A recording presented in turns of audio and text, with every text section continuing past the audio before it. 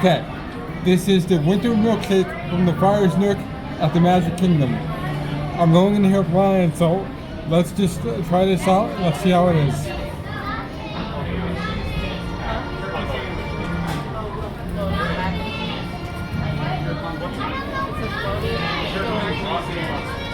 Oh man.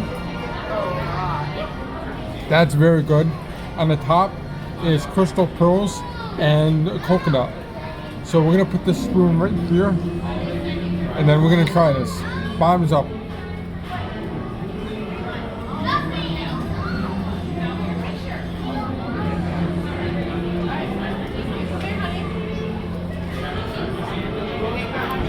Yep, that's cookie butter, all right. It is so good. It tastes like a sugar cookie. It is very, very good. And with that coconut, the flavor kind of dumbs down a bit, so it's awesome. I'm gonna give this a 9 out of 10. It's very good. If you come to Mickey's Christmas party, get the winter milkshake. You will not be disappointed.